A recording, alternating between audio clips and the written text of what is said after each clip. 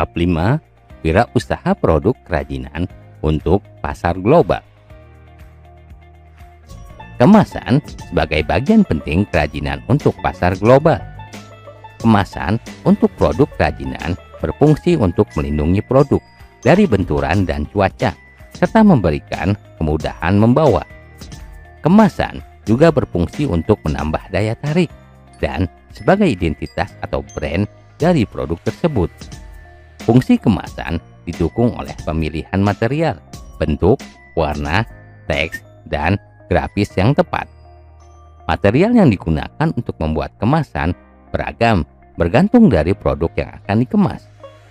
Produk kerajinan yang mudah rusak harus menggunakan kemasan yang memiliki material berstruktur. Kemasan yang ingin memperlihatkan keindahan produk di dalamnya dapat memanfaatkan material yang transparan. Pemilihan material juga disesuaikan dengan identitas atau brand dari produk tersebut.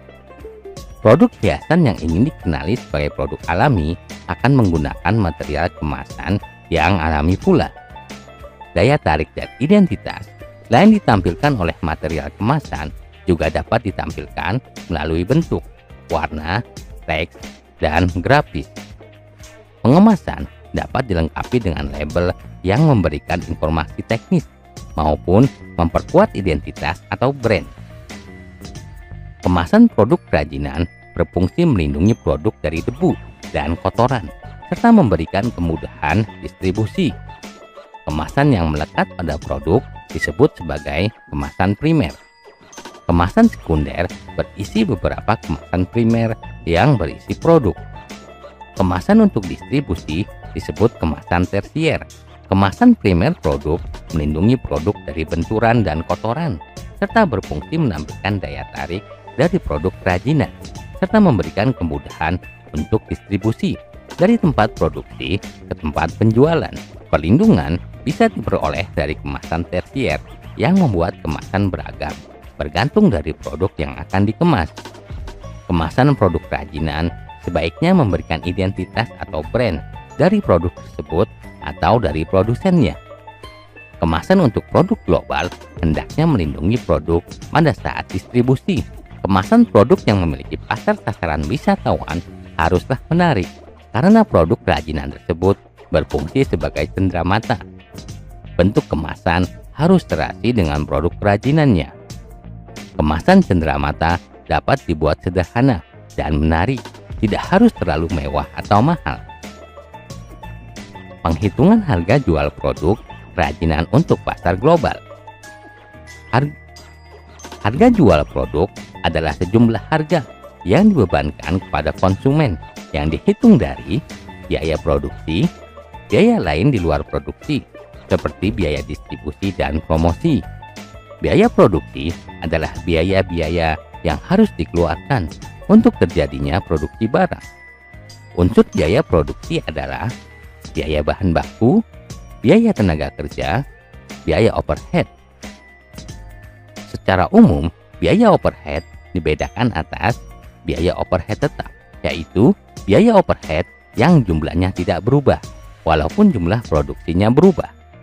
Biaya overhead variabel, yaitu biaya overhead yang jumlahnya berubah secara proporsional sesuai dengan perubahan jumlah produksi. Biaya yang termasuk dalam overhead adalah biaya listrik, bahan bakar minyak, dan biaya-biaya lain yang dikeluarkan untuk mendukung proses produksi. Biaya-biaya lain yang dikeluarkan untuk mendukung proses produksi seperti biaya pembelian bahan bakar minyak, sabun pembersih untuk membersihkan bahan baku, benang, jarum, lem, dan bahan-bahan lainnya. Jumlah biaya-biaya yang dikeluarkan tersebut menjadi harga pokok produksi. Metode penghitungan harga pokok produksi dapat dibuat dengan dua pendekatan.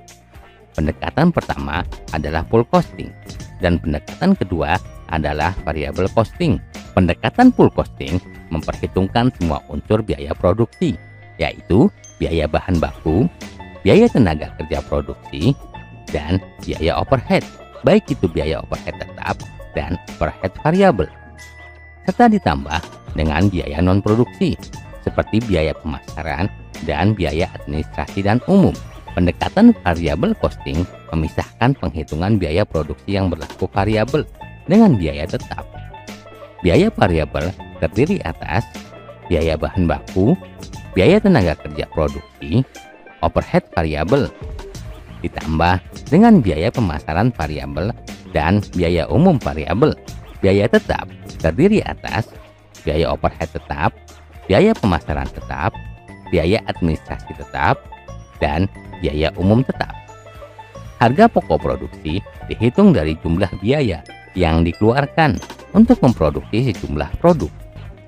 Penetapan harga jual produk diawali dengan penetapan HPP per unit dari setiap produk yang dibuat. HPP per unit adalah HPP dibagi dengan jumlah produk yang dihasilkan. Metode penetapan harga jual produk. Metode penetapan harga jual produk secara teori dapat dilakukan dengan 3 pendekatan, yaitu pendekatan permintaan dan penawaran. Dari tingkat permintaan dan penawaran yang ada, ditentukan harga keseimbangan dengan cara mencari harga yang mampu dibayar konsumen dan harga yang diterima produsen, sehingga terbentuk jumlah yang diminta sama dengan jumlah yang ditawarkan. Pendekatan biaya menentukan harga dengan cara menghitung biaya yang dikeluarkan produsen dengan tingkat keuntungan yang diinginkan, baik dengan markup pricing dan break-even analysis.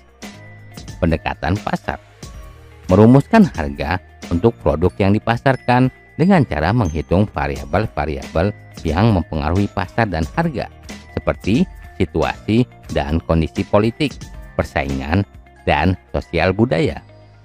Penjualan produk kerajinan untuk pasar global secara langsung dan online. Produk kerajinan untuk pasar global dapat memiliki sasaran wisatawan yang datang ataupun pasar yang lebih luas.